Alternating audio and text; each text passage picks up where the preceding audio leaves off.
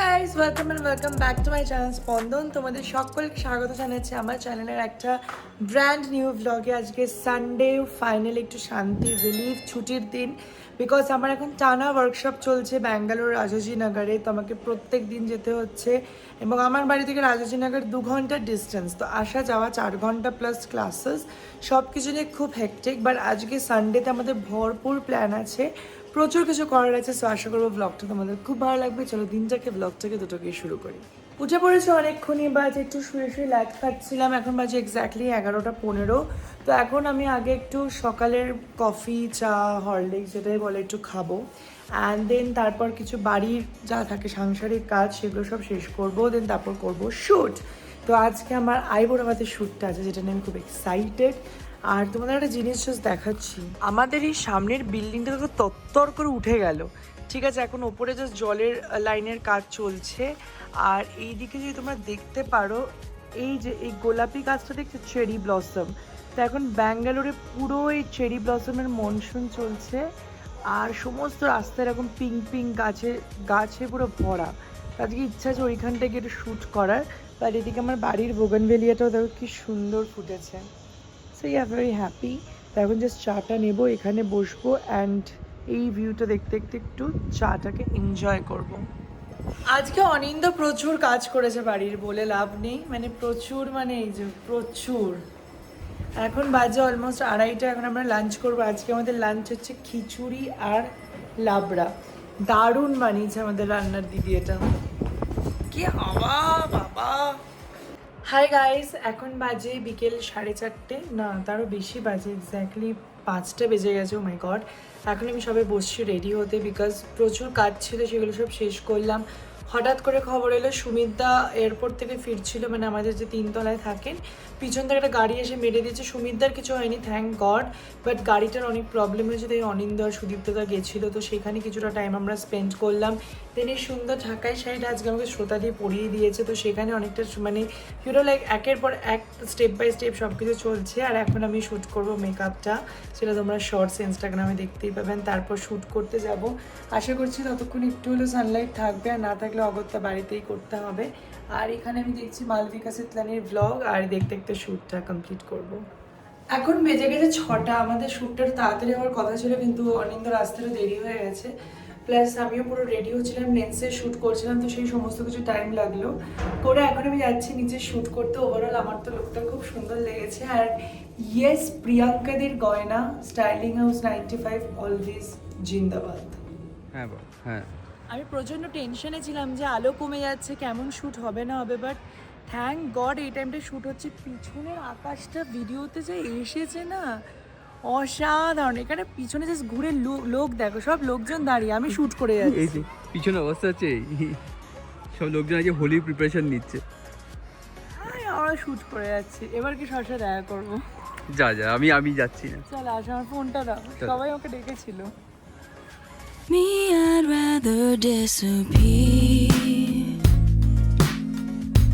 than be lifeless like the sea. Voices make your mind their home. Once they're in, they're never gone. When you feel like a burden, let somebody take it. When you feel like আমাদের এখানে হোলির সাংঘাতিক plan চলছে, মানে পুরো rain water dance হবে, colour and everything থাকবে। মানে আমি খুব ভয়ে আছি, কারণ কদিন পরে বুলটির বিয়ে। তো এমন কিছু রং মাখালে যেটা উঠলো না, তাহলে পুরো প্ল্যানটা মানে খুব ভেস্তে যাবে। তাই ভাবছি আমি একটু হোলির প্রোগ্রামটাকে কাইন্ড অফ একটু অ্যাভয়েডই করবো মেবি। এখন আমরা যাচ্ছি পৌলমীদের বাড়িতে, আজকে ওদের অ্যানিভার্সারি সেলিব্রেশন। তো চলো এবার বেরোনো যাক। সি ব্লক থেকে ডি ব্লক যেতে হবে, তাই সব লোকজনের সাজ দেখো, সব বেরোচ্ছে এক একজন। হ্যাঁ, ওখানে চলে গেছে। পৌলমীদের বাড়িতে এসেই শুরু হয়ে গেছে খাওয়া দাওয়া। আর এসে গেছে স্টার্টার, ডিমের ডেভিল। অনেকদিন পর আমি অ্যাকচুয়ালি ডেভিল খাচ্ছি। আর এখানে আমরা সবাই বসেছি একদম গোল বৈঠকে, আর ছেলেগুলো সব বসেছে কাছে ম্যাচ দেখতে।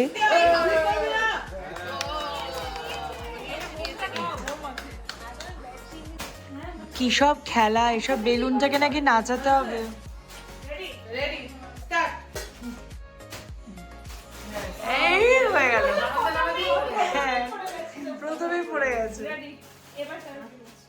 দাদা দাদা এক মিনিট দাঁড়া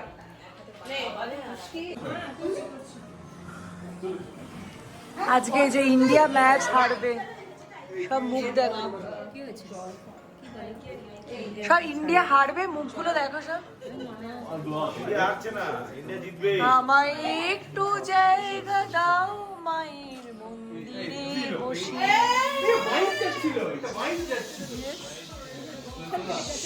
আমি এটা জীবনে আজ পর্যন্ত খেলতে দেখিনি ও বাবা বিশাল বিশাল বিশাল আমি কিছুই বুঝি না খেলার সো আমি এখন আসছি লেমনেড খাবো লেমনেড খেতে হবে মাপায় চল আমরা লেমনেড খাই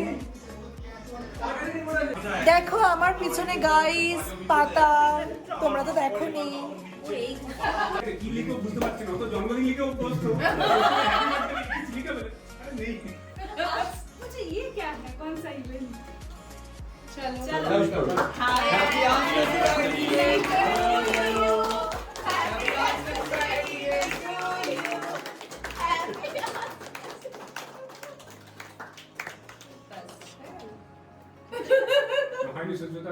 চলো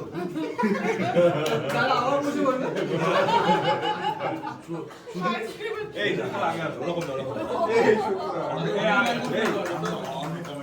হাই গাইস এসে গেছি বাড়িতে অ্যান্ড সানডেটা জাস্ট দেখতে দেখতে শেষ হয়ে গেল I am feeling very very tired প্রচণ্ড টায়ার্ড ফিল হচ্ছে কাল থেকে আবার আমার রাজাজিনগর ওয়ার্কশপ আর তারপরে মুখে কিছু র্যাশেসও বেরোচ্ছে কেন জানি না কিছু থেকে একটা অ্যালার্জি টাইপের হয়েছে বাট এনিওয়েজ চলে সব কিছু সরিয়ে আমার কাছে একটা পার্সেল চলে এসেছে আজকে ডিটিডিসি থেকে ইটস টু হেভি দেখে মনে হচ্ছে কোনো শাড়ি হবে এটা লেটস সি চলো এটাকে আনবক্স করি আর দেখি কি পার্সেল এসেছে ও মাই গড একটা পুরো প্রপার রয়্যাল ব্লু কালারের শাড়ি এসেছে অ্যান্ড লুক অ্যাট দ্য পার উফ মানে জাস্ট অসাধারণ একটা শাড়ি এসেছে ফ্রম তরঙ্গিনী বুটিক এটা শ্যুটের জন্য এসেছে অ্যান্ড জাস্ট লুক আমার পুরো আলমারিতে এই কালারের শাড়ি একটাও নেই অ্যান্ড আমি তো I can't wait to style this sari মানে এটা যে অসাধারণ লাগবে না আমার কাছে একটা ব্লু স্লিভলেস আছে তো এটাকে আমি খুব